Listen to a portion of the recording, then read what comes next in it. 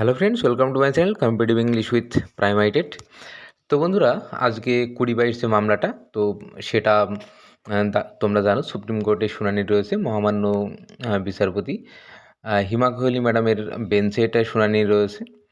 তো এই যে কেসটা, এটা কিন্তু এমনি তো একটা মানে লিস্টেড হয়েছে, এটা অবশ্যই একটা গুরুত্বপূর্ণ বিষয়। তো তার সবথেকে বেশি যেটা গুরুত্বপূর্ণ সেটা হলো এটা কিন্তু ফিক্সড ম্যাটারে রয়েছে।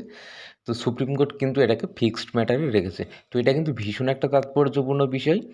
তো আজকেই কিন্তু শুনানি কিন্তু হওয়ার সম্ভাবনা রয়েছে একেবারে 100%। এবং শুনানি হলে আজকে কিন্তু আ যে স্টে ওঠার কিন্তু আর কোনো বাধা থাকবে না। তো আর মামলাটা রয়েছে ৪৬ নম্বরে, আগের দিন যেটা ৫৮ নম্বরে ছিল। তো এটা অনেকটাই কিন্তু অনেকটা এগিয়ে এসেছে। মাত্র ৪৬ নম্বরে রয়েছে।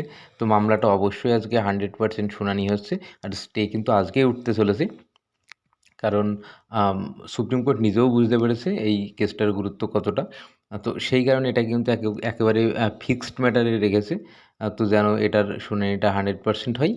তো খুব গুরুত্বপূর্ণ একটা বিষয় যে শেষমেশ শুনানি হতে চলেছে এবং স্টে উঠতে চলেছে। আর উভয় পক্ষ থেকেই অর্থাৎ যারা মামলাকারী, তো তারাও যেমন আম তাদের একটা সর্বশক্তি দিয়ে তারাও যেমন নামছে, তার পাশাপাশি 2017 যে 23 জেলা, তাদের পক্ষ থেকেও থাকছে 2 জন সুপার সিনিয়র অ্যাডভোকেট।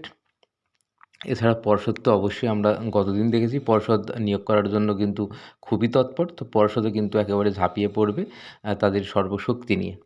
তো যাই হোক, তো দেখা যাক কোর্টে কী ঘটনা ঘটে। তো অবশ্যই আমাদের চ্যানেলের সঙ্গে যুক্ত থাকবে। আমরা কিন্তু প্রতি মুহূর্তে প্রত্যেকটা বিষয় তুলে ধরব।